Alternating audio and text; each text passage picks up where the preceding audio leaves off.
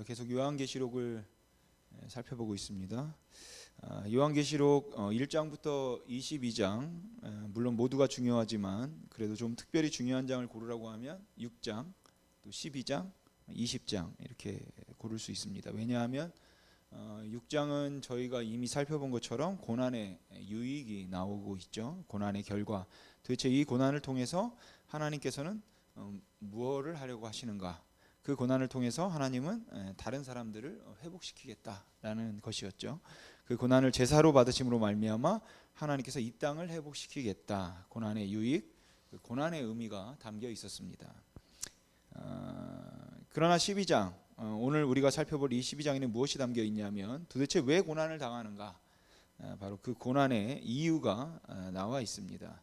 여전히 예수님은 교회 가운데 계시고 예수님의 오른손은 교회의 사자들을 붙잡고 계시고, 그리고 그 인을 떼신 이가 예수님이십니다. 도대체 예수님이 여전히 지혜로우시고 또 여전히 전능하시고 모든 능력을 가지고 계시고 여전히 전지하시고,에도 불구하고 왜 교회와 그리스도인들은 고난을 당하는가? 그 도대체 고난의 이유가 뭔가가 바로 여기에 나와 있습니다. 이 주제는 창세기부터 요한계시록까지 있는 그 많은 성경에서 다루고 있죠. 특별히 욥기서 같이 고난의 이유, 악인의 형통함, 의인의 고난, 신정론이라고 말하는 이 굉장히 어려운 주제를 다른 성경들은 질문을 제시하지만 유일하게 요한계시록은 답을 제시하고 있습니다. 그리고 나머지 20장, 우리가 다음에 살펴보겠지만 20장은 그래 고난의 유익이 있다 치자, 고난의 이유가 있다 치자, 그래도 고난은 고난이지 않느냐, 고난은 힘들지 않느냐. 그런데 그 고난 가운데 성도들은 그러면 어떻게 살아야만 되는가라는 것이 20장에 나와 있습니다. 그래서 저희가 오늘은 6장부터 16장까지 4개의 사이클이 나온다고 말씀드렸는데 7개의 의인, 7개의 나팔, 7개의 표적, 7개의 대접, 이 4개의 사이클 가운데 세 번째 사이클인 7개의 표적이 시작되는 12장을 우리가 좀 살펴보도록 하겠습니다. 오늘 살펴볼 이 요한계시록 12장은 세 부분으로 나눌 수가 있습니다. 여러분 성경에 보면 단락을 나누는 동그라미가 있죠. 점이 있죠. 그 구절 앞에 그걸로 나누시면 됩니다. 12장 1절부터 6절, 12장 7절부터 12절, 그다음에 13절부터 17절 이렇게 세 부분입니다. 근데 세 단락 모두 전쟁이 나옵니다. 싸움이 나와요. 그리고 세 부분 모두 빠지지 않고 나오는 대상은 용입니다. 용이 나오죠. 처음 부분, 둘째 부분, 세 번째 부분. 그럼 이 용이 누굴까? 우리가 한번 보시죠. 제가 상징을 말할 때는 말하는 사람은 듣는 사람이 만약에 이것을 다르게 해석하면 어떻게 하지라는 의구심을 가진다면 반드시 그 해석을 본문에 해 놓는다고 말씀을 드렸죠. 그래서 본문이 중요합니다. 요한계시록 12장 9절입니다. 큰 용이 내쫓기니 옛뱀, 마귀라고도 하고 사탄이라고도 하며 온 천하를 깨는 자라. 그러니까 요한계시록 안에서 용은 누구라고 정의하나요? 사탄입니다. 마귀. 따라서 절대 나는 용을 다르게 할래 합치면 안 되는 거예요. 용은 사탄입니다. 그런데 이 용이 싸웁니다. 그러니까 사탄이 싸워요. 누구하고 싸우냐면 첫 번째는 아이와 싸웁니다. 두 번째는 미가엘, 그리고 세 번째는 아이를 낳은 여자와 싸웁니다. 이렇게 대상이 달라지지만 세 파트 모두 용이 싸웁니다. 그러면 제가 이 세 부분 중에 첫 번째 부분 12장 1절에서 6절을 좀 건너뛰면서 읽어드릴 테니까 제가 읽는 것을 들으시고 이 내용이 무슨 내용인지 한번 여러분 추측해 보십시오. 이거 그 내용 아닌가라는 감이 오실 겁니다. 제가 건너뛰면서 읽을 테니까 이 내용이 어떤 역사적인 사실을 상징으로 말하고 있는 건지 여러분 생각해 보시기 바랍니다. 하늘에 큰 이적이 보이니 해를 옷 입은 한 여자가 있는데 그 여자가 아이를 베어 해산하게 되매 아파서 애를 쓰며 부르짖더라. 사도 요한이 환상을 봤는데 갑자기 이제 한 여인이 딱 나타났습니다. 그런데 그 여인이 갑자기 배가 점점 불러오더니 이제 해산이 임박했어요. 그래서 이제 곧 나올 것 같아서 너무 아픕니다. 그렇게 아파서 온 힘을 쓰고 있는데 그때 하늘에 또 다른 이적이 보이니 보라 한 큰 붉은 용이 있어 머리가 7이요 뿔이 10이라. 그 여러 머리에 7 왕관이 있는데 그 용이 해산하려는 여자 앞에서 그가 해산하면 그 아이를 삼키고자 하더니 여자가 나타났습니다. 그리고 그 여자의 배가 점점 불러오고 해산이 임박했습니다.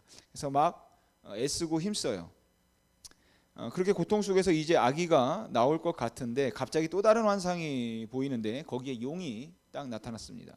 근데 용이 점점점 오더니 이 여자가 아이를 꼭 낳을 것이라는 것을 직감하고 여자에게 와서 여자가 아이를 낳으면 그 아이를 잡아 죽이려고 용이 보고 있는 것이에요. 여자가 아들을 낳으니 이는 장차 철장으로 만국을 다스릴 남자라. 그 아이를 하나님 앞과 그 보좌 앞으로 올려가더라. 여러분 제가 지금 읽은 이 내용은 어떤 사건인가요?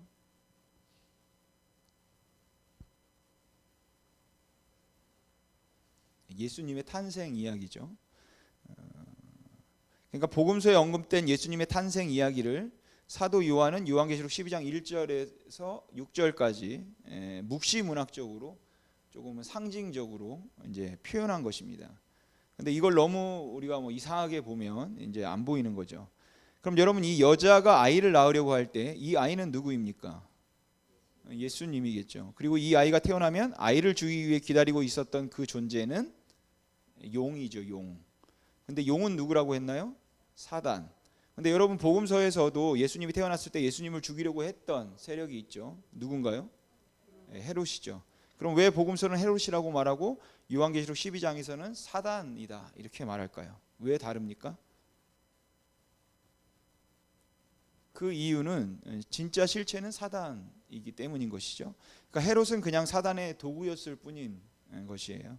진짜 예수님을 잡아 죽이려고 했던 세력은 헤롯이 아니라 헤롯은 그냥 눈에 보이는 세력이고 뒤에서 헤롯을 움직였던 것은 세력은 사단이다라고 말하는 것이죠.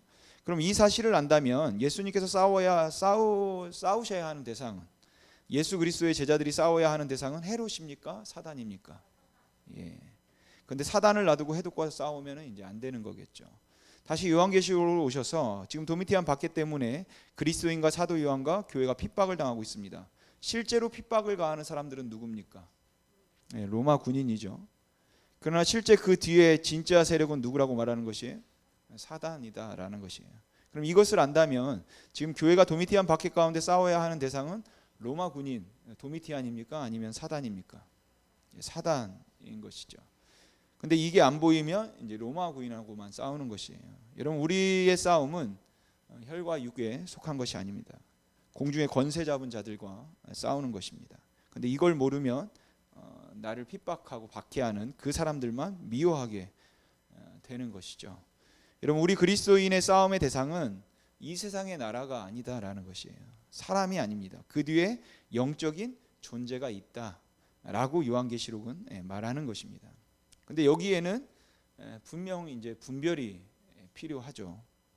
그러니까 사단의 존재를 너무 터부시해도 안 되고 그렇다고 너무 비정상적으로 권위를 줘도 안 됩니다.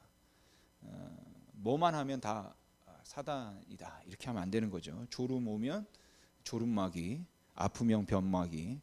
그러니까 너무 사단을 무시하는 것도 문제지만 모든 것을 다 사단이라고 해도 안 되는 것이에요. 그래서 분별이 필요한 것이죠. 그러면 다 사단이라고 하면 인간은 할 게 없죠. 회개를 왜 합니까? 사단이 한 건데. 그렇게 두 극단적인 걸 피해야 하지만 기억해야 하는 것은 분명 이 세상에는 영적인 전쟁이 있다라는 사실입니다. 그러니까 여러분 실제로 내가 어떤 어려움을 당할 때, 핍박을 당하고 고난을 당할 때 정말 이 사람이 나를 그렇게 하는 건지 아니면은 사단이 하는지 우리가 기도하고 깨어 있어야 하는 것이죠. 그걸 우리가 분별할 수 있어야 되는 것이에요. 그러니까 이 영적 전쟁, 영적 세계가 있다.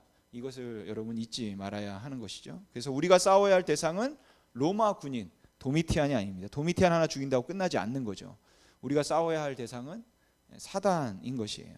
아무튼 그 사단이 아이, 즉 예수님을 잡아 죽이려 했습니다.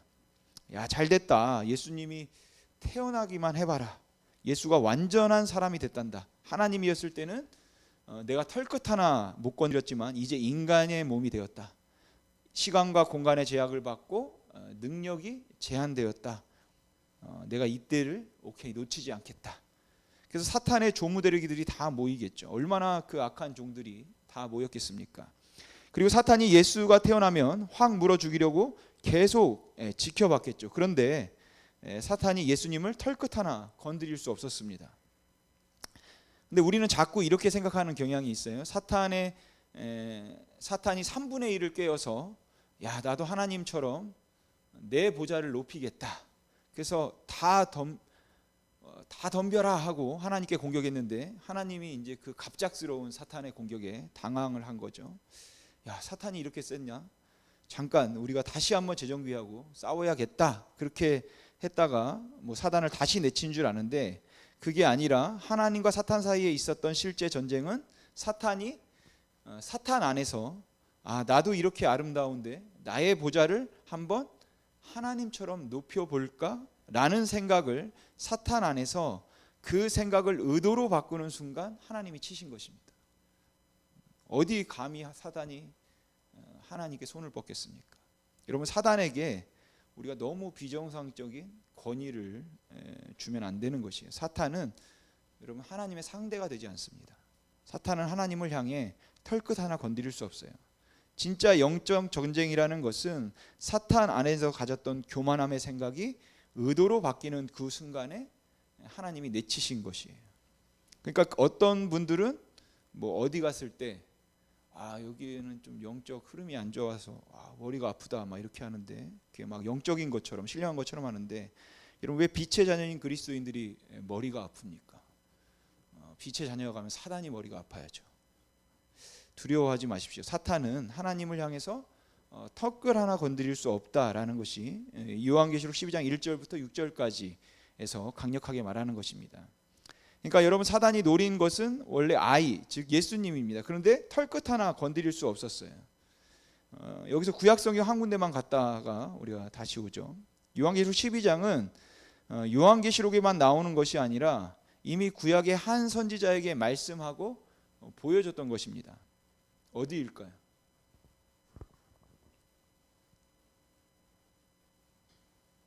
선지서가 17권인데 하나 찍으십시오. 이사야서입니다. 이사야서 66장 7절과 8절 말씀 우리 같이 한번 읽어보겠습니다. 시작. 시온은 진통을 하기 전에 해산하며 고통을 당하기 전에 남아를 낳았으니 이러한 일을 들을 자가 누구이며 이러한 일을 본 자가 누구이냐. 나라가 어찌 하루에 생기겠으며 민족이 어찌 한순간에 태어나겠느냐. 그러나 시온은 진통하는 즉시 그 아들을 순산하였도다. 아멘. 여러분, 7절을 보면 시온이 진통을 해서 남아 아들을 낳습니다. 한글 성경은 남아 단수로 되어 있는데 원어 성경도 단수입니다. 그리고 8절을 보시면 시온은 진통하는 즉시 그 아들을 순산하였도다 이렇게 나오죠. 여기도 한글 성경은 아들 단수로 되어 있죠. 그런데 원어 성경은 이 8절의 아들은 복수예요. 아들들. 이게 신비입니다. 아이를 낳았는데 갑자기 이 아이가 복수가 됩니다. 여러분, 7절의 남자아이는 단수 메시아 예수님을 의미합니다. 근데 그 예수님이 갑자기 복수가 돼요. 그래서 이 남자아이, 이 아들은 이중적 의미를 가지고 있어요. 예수 그리스도, 그리고 또 하나는 새로운 이스라엘 공동체, 신약 공동체, 교회입니다. 이렇게 아이가 이중적 의미를 가지고 있기 때문에 남자아이를 낳은 여자도 이중적 의미를 갖게 됩니다. 다시 요한계시록 와서 요한계시록 12장 1절부터 6절에서 말하는 아이는 예수님을 의미합니다. 그리고 이 아이를 낳는 여자는 이스라엘, 구약 공동체죠. 구약의 이스라엘 그 후손으로 예수님이 오셨으니까요. 그리고 요한계시록 12장 13절 오늘 본문을 보시면 용이 자기가 땅으로 내쫓긴 것을 보고 남자를 낳은 여자를 박해하는지라 라고 합니다. 여기 이 박해받는 여자는 구약의 이스라엘, 구약의 공동체가 아니라 아까는 구약의 이스라엘이 있잖아요. 그러나 여기 13절에 나오는 것은 신약의 공동체, 즉 교회를 의미합니다. 그래서 5절을 보면은 이미 예수님이 하늘을 올리셨다, 승천한 이유니까 그렇게 되는 것이죠. 그러니까 요한계시록 12장 1절부터 6절에서 말하는 아이는 예수님을 의미하고 13절부터 17절에서 아이를 낳은 여자는 신약의 교회를 의미하는 것이죠. 그럼 여러분, 이 질문에 대답해 보세요. 여러분, 사단이 원래 노린 대상, 사단이 원래 괴롭히고 죽이려고 했던 대상은 누구입니까? 아이 예수님이죠. 그러나 예수님을 털끝 하나 건드릴 수가 없었죠. 그래서 예수님을 대신할 대상을 찾았습니다. 그리고 그 대상이 누구라고 말하는 것입니까? 교회라고 말하는 것이에요. 여러분, 사단은 직감적으로 아는 거죠. 예수님을 봤더니 예수님의 사랑스러운 눈길이 항상 누구에게 머물러 있는 것을 봤는데 그 눈길이 머문 곳은 교회였다라는 것이에요. 왜냐하면 교회는 에베소와 로마서와 골로새서의 근거에서 예수 그리스도의 몸이기 때문에 그렇습니다. 그리고 이게 요한계시록 12장에서 말하고 싶은 것이에요. 사단은 원래부터 그리스도인에게 관심이 있던 것이 아니라, 교회를 핍박하려고 했던 것이 아니라, 사탄이라는 존재는 원래 예수님에게 관심이 있었습니다. 예수를 찢어 죽이고 싶었죠. 그러나 사탄의 힘으로 예수님을 털끝 하나 건드릴 수가 없었어요. 그래서 예수님을 대신해서 박해할 대상을 찾았고 그 대상이 바로 교회다, 이렇게 말하는 것이죠. 그러므로 교회가 고난당하는 이유는 하나님의 말씀과 그들이 가진 증거로 말미암아 고난당하는 이유는 100% 예수님 때문인 것이에요. 예수님이 우리를 사랑하시기 때문에, 예수님이 우리를 선택하셨기 때문에. 만일에 예수님이 우리를 사랑하지 않으신다면 사단이 교회를 핍박할 이유가 없는 것입니다. 여러분, 이게 전형적인 영화의 플롯이죠. 어떤 액션 영화를 보시면 초반에 영화 시작할 때 막 전쟁, 싸움 이런 게 막 나옵니다. 주인공이 있는데 악당들이 막 수많은 무기들을 동원해서 주인공을 막 쏘죠. 총이랑 대포를 쏴도, 수만 발을 쏴도 주인공은 안 죽죠. 하나도 안 맞아요. 그래서 주인공이 쳐들어가서 그 악당 두목을 딱 잡은 다음에 막 때리죠. 그러면서 이제 죽이려고 마지막 총을 겨누든 아니면 전류벽에 데려가서 떨어뜨리려고 멱살을 잡든 이렇게 합니다. 근데 이제 악당이 거기서 이제 제발 살려달라고 막 빌죠. 그러면 주인공은 안 된다, 바로 죽이면 되는데 거기 시간을 굉장히 오래 끕니다.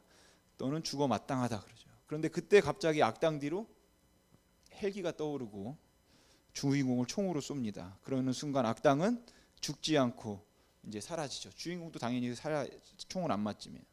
그러면서 이제 영화가 시작되죠. 그리고 그런 큰 일을 겪은 후 악당은 이게 내 힘으로 주인공을 어떻게 할 수 없다라는 것을 알게 되고, 그래서 방법을 찾죠. 주인공을 직접 쓰러뜨릴 수는 없지만 주인공을 괴롭힐 방법은 많이 있지 않습니까? 그래서 항상 누구를 잡나요? 가족, 부인, 딸, 아들, 사랑하는 애인을 잡죠. 악당은 직감으로 아는 것이죠. 주인공의 눈길이 다른 사람을 바라보는 것과 자기의 사랑하는 사람을 바라보는 눈길이 다르다는 것을 악당은 직감적으로 합니다. 그래서 그 주인공의 사랑하는 사람을 잡죠. 그리고 끌고 가서 고문하든지 줄로 꽁꽁 묶은 다음에 꼭 하는 게 있죠. 주인공에 전화합니다. 그리고 그 묶인 사람에게 말하라고 하죠. 그럼 절대 말 안 한다고 그 묶인 사람이 하다가 결국 한마디 하죠. 절대 오지 마십시오. 여기 어딘데 오지 마세요. 그럼 오라는 뜻이겠죠. 그래서 주인공이 또 중무장하고 나타나서 그리고 막 다 물리친 다음에 이제 그 사랑하는 사람을 구하는 이런 것이 거의 생략하든지 조금 생략하고 조금 바꾸고 해서 영화의 이제 액션 영화의 플롯이 되는데, 여러분 요한계시록 12장을 잘 보십시오. 사단이 직감적으로 안 건 뭐냐면 자신이 예수님을 그 삼위일체 하나님을 털끝 하나 건드릴 수 없다라는 것을 알게 돼요. 그래서 예수님을 괴롭히기 위해, 상처 주기 위해 다른 대상을 찾는 것이에요. 그런데 봤더니 예수님의 눈길이 다른 피조물을 보는 눈길과 그의 백성을 바라보는 눈길이 다른 겁니다. 그걸 직감적으로 알죠.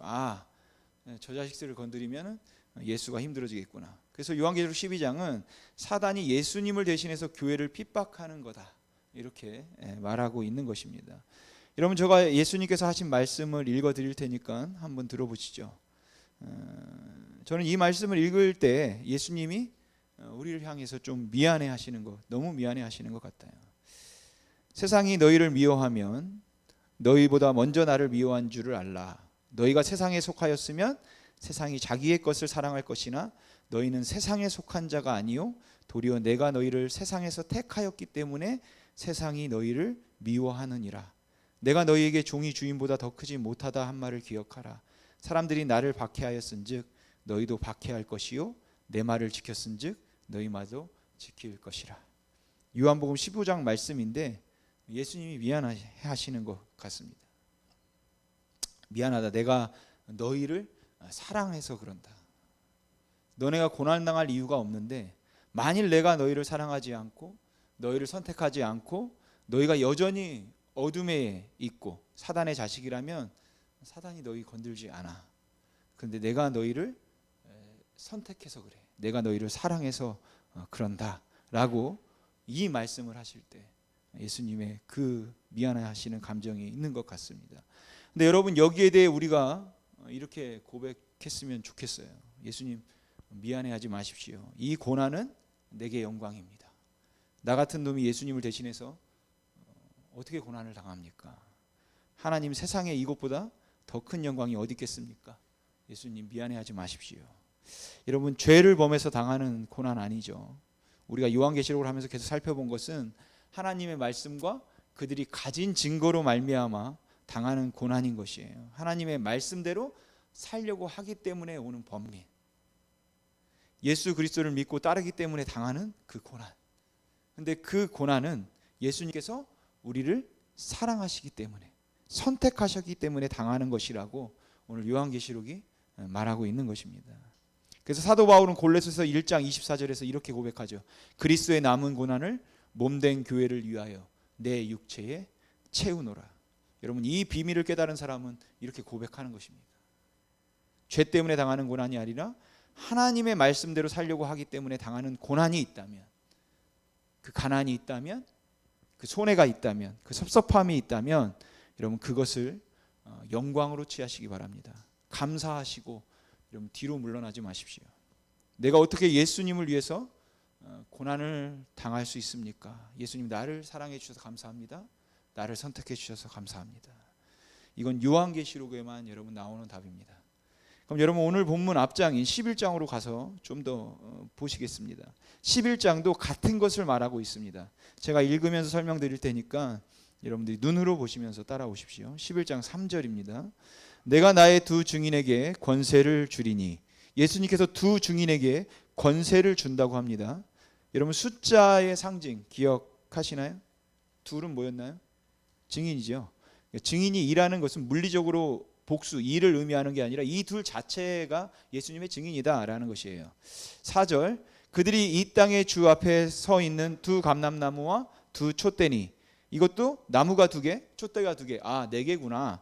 이렇게 생각하시면 안 되고, 이게 한 덩어리 증인입니다. 근데 여러분, 촛대는 우리가 무엇으로 해석하기라고 이미 결정했습니까? 1장 20절에서 일곱 촛대는 일곱 교회라고 해석하기 때문에 촛대는 교회라고 해석하기로 결정했죠. 그러니까 하나님께서 그 교회에 권세를 주시겠대요. 그리고 그 교회를 증인으로 삼으시겠답니다. 그럼 그 두 증인의 역할, 구약에서 어떤 역할을 감당했는지 보십시오. 여러분, 5절과 6절을 읽어드릴 테니까 이 두 사람이 누군지 한번 여러분 맞춰보십시오. 만일 누구든지 그들을 해하고자 하면 그들의 입에서 불이 나와서 그들의 원수를 삼켜버릴 것이요, 누구든지 그들을 해하고자 하면 반드시 그와 같이 죽임을 당하리라. 그들이 권능을 가지고 하늘을 닫아 그 예언을 하는 날 동안 비가 오지 못하게 하고. 여기까지가 첫 번째 사람입니다. 두 번째, 또 권능을 가지고 물을 피로 변하게 하고 아무 때든지 원하는 대로 여러 가지 재앙으로 땅을 치리로다. 여러분, 이 두 사람 누굽니까? 성경 우리가 읽죠. 열심히 읽어야겠습니다. 엘리야와 모세죠. 엘리야와 모세는 하나님의 말씀을 받아 이 땅 가운데 증언했던 구약의 대표적인 증인이에요. 그래서 교회의 역할을 감당했던 구약의 가장 대표적인 사람 엘리야와 모세입니다. 근데 그 교회가 증인이 어떻게 되는지 7절부터 잘 보십시오. 그들이 그 증언을 마칠 때에, 그러니까 사역을 마쳤다라는 것이에요. 그러면 여러분, 우리가 예상하는 대가는 뭡니까? 그 이후에 사역을 마치고 나서 뭐가 따라와야 될까요? 열심히 사역했으니까 뭐 상을 주어지겠죠. 주의 말씀을 따랐으니까. 그런데 대가가 뭔지 보십시오. 그들이 그 증언을 마칠 때에 무적행으로부터 올라온 짐승이 그들과 더불어 전쟁을 일으켜 그들을 이기고 그들을 죽일 터인즉.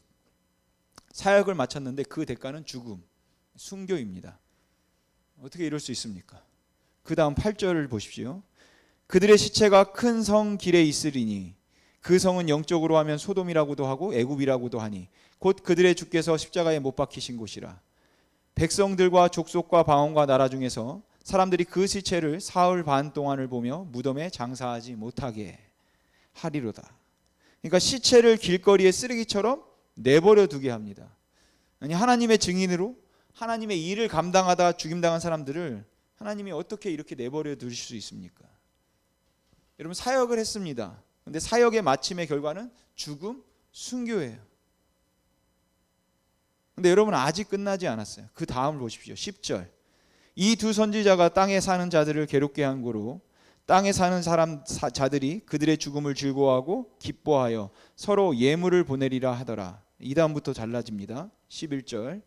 3일 반 후에 하나님께서 생기가 그들 속에 들어가매 그들이 발로 일어서니 구경하는 자들이 크게 두려워하더라. 이건 뭔가요? 부활이죠. 그러니까 사역을 했습니다. 그런데 그 사역이 죽음으로 끝납니다. 그런데 죽음으로 끝난 게 아니라 그 죽음 뒤에 하나님의 영이 임해서 부활해요. 그런데 그게 끝이 아닙니다. 부활로 끝나지 않아요. 12절. 하늘로부터 큰 음성이 있어 이리로 올라오라 함을 그들이 듣고 구름을 타고 하늘로 올라갑니다. 이거는 뭡니까? 승천을 의미하죠. 사역, 죽음, 부활, 승천. 여러분, 이 길은 누가 원래 가신 길입니까? 예수님의 길이죠. 근데 요한계시록 11장은 이 길을 누가 따라갈 것이라고 말하는 것인가요? 교회가 따라갈 것이라고 말하는 것이에요. 왜냐하면 교회는 예수 그리스도의 몸이기 때문입니다. 그러면 교회가 갈 길은 이 세상의 길이 아니에요. 이 세상의 회사가 아닙니다. 교회는 어떤 기업이 아닌 것이에요. 여러분, 친목도모 공동체가 아닙니다. 교회가 따라가야 할 유일한 길은 예수 그리스도께서 걸어가신 길입니다. 여러분, 고난당한다 할지라도 두려워 마십시오. 반드시 부활이 있습니다. 그리고 그 부활 뒤에 승천이 있으며 하나님의 영광 가운데 함께 앉게 되는 것, 여러분, 그것이 최종인 것이에요. 여러분, 고난, 그게 끝이 아닙니다. 죽음이 끝이 아닙니다. 그 죽음 뒤에 반드시 영원한 부활이 있고 영원한 생명이 주어진다라고 말하는 것이에요. 여러분, 교회는 반드시 예수님의 길을 여러분 따라가야 합니다. 그러므로 교회인 여러분, 우리의 머리 되신 예수님께서 받지 않으신 영광을 어떻게 그의 몸된 교회로서 우리가 여러분 받을 수 있겠습니까? 우리를 부르신 우리의 왕 되신 우리 주 되신 예수 그리스도께서 받지 않으신 영광과 사람들의 환호가 있다면 우리가 그걸 어떻게 받겠습니까? 그러니까 우리가 그런 거 받으려고 우리가 교회하는 거 아닙니다. 예수께서 받으신 고난이 우리가 받아야 될 것이에요. 그렇게 교회는 반드시 예수님의 길을 여러분 따라가야 되는 것입니다. 그게 영광이고 여러분 그게 복입니다. 그러니까 여러분 십자가를 두려워하지 마시고 여러분 고난을 두려워하지 마십시오. 만일 그게 끝이라면 그게 가장 재수 없는 사람이죠. 근데 십자가가 끝이 아니라 고난과 죽음이 끝이 아닙니다. 사람들은 말하죠. 예수의 길은 좁다. 여러분, 절대 그렇지 않습니다. 그 길도 넓어요. 여러분, 교회인 우리에게 필요한 것은 길이 아닙니다. 우리는 예수 그리스도의 발자국이면 충분합니다. 예수 그리스도께서 가셨던 그 발자국을 우리도 그 발자국을 꾹꾹 밟고 가면 되는 것이에요. 바라기는 여기 있는 저와 여러분이 그리고 우리 힘이 있는 교회가 그 예수의 발자국을 꾹꾹 밟고 좌로나 우로나 치우치지 아니하며 예수의 길을 우리가 걸어갔으면 좋겠습니다. 사랑하는 성도 여러분, 사단의 원래 관심은 우리가 아니라 예수님입니다. 그런데 예수님을 건드리고 공격할 수 없자 예수님이 사랑하시는 그의 백성인 우리를 공격하고 괴롭히고 아픔으로 관계로 어려움을 주는 것이에요. 그러나 걱정하지 마십시오. 그 고난이 끝이 아닙니다. 설마 하나님이 그걸 가만 놔두시겠습니까? 영화도 주인공이 막판에 다 구하는 거예요. 여러분, 사단은 그가 할 수 있는 모든 것을 동원해서 복음이 증거되는 것을 방해하고 막겠죠. 여러분, 사단은 어디에서 힘을 갖는지 아십니까? 여러분, 사단의 무기는 거짓과 속임이기 때문에 사단의 힘을 갖는 곳은 유일하게 어둠입니다. 어둠. 여러분, 제가 만일 지금 여러분에게 제가 오늘 가죽 재킷 입고 왔는데 여러분 보이시죠? 가죽 재킷. 이거 이탈리아 겁니다. 이탈리아. 가죽 하면 이탈리아 아닙니까? 이탈리아 장인이 한 땀 한 땀 손바늘질해서 만든 자켓입니다. 이게 140년 된 가죽이에요, 여러분. 물에 넣었다가 소금물에 넣었다가 해가지고 이 가죽이 색깔 보시죠? 붉은 빛이 싹 도는 갈색 브라운이죠. 세계 최고급 가죽으로 만든 재킷입니다 라고 말한다면 여러분 뭐라고 그러시겠습니까? 저한테 미친 거 아닌가? 재킷이 어딨어? 안 그러시겠어요? 근데 여기가 만일에 빛이 하나도 없는 빛이 완전 차단된 어둠입니다. 그러면 여러분 뭐라고 하시겠습니까? 아, 목사님 오늘 좋은 이탈리아 가죽 재킷 입었나 보다 그러시겠죠. 여러분, 사단이 힘을 갖는 곳은 어둠이에요. 그러면 사단을 결박하는 유일한 무기는 사탄아 이렇게 소리치는 것이 아니라 사단을 묶는 방법은 빛 가운데 드러내기만 하면 되는 것입니다. 빛 안에서 사단은 어떤 속임도 할 수 없고 어떤 거짓도 할 수 없습니다. 사단은 절대 여러분 힘을 갖지 못하는 것이에요. 또 사단이 쓰는 방법은 여러분 두려움입니다. 근데 여러분 예수 그리스도로 인한 소망을 가지면 그러면 사단은 그 자리에서 어떤 힘도 갖지 못합니다. 또 사단이 가지고 오는 것은 분열과 미움과 여러분 다툼입니다. 근데 그곳에 예수의 사랑을 가지고 들어가는 순간 사탄은 여러분 어떤 힘도 갖지 못한다라는 것을 여러분 기억하시기 바랍니다. 여러분 그 길이 예수의 길입니다. 우리 교회가 그 길을 따라갔으면 좋겠습니다. 그러니까 우리가 빛 가운데 살기로 결정했을 때 어떻게 어둠 속에 있는 사탄이 우리를 여러분 가만 놔두겠습니까? 그런데 세상과 하늘 사이에서 우리가 살아가면서 어떤 고민도 고뇌가 없다면, 내가 하나님의 말씀대로 살려고 하는데 예수를 증언하는데 고난이 없다면 그건 한 번쯤 우리가 생각해 볼 문제죠.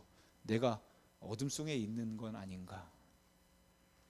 그러니까 여러분 고난 가운데 있다면, 그리고 여러분 앞으로 여러분들이 고난 가운데 있게 됐을 때 이 요한계시록을 통해서 여러분 위로 받으시고 예수 그리스도가 나를 사랑하시기 때문에, 그분이 나를 선택하셨기 때문에 여러분 위로 받으시고 힘을 얻으시기 바랍니다. 그리고 저와 여러분이 또 우리 교회가 예수님이 가신 그 길, 예수님과 같이 걸어가기를 주님의 이름으로 소망합니다.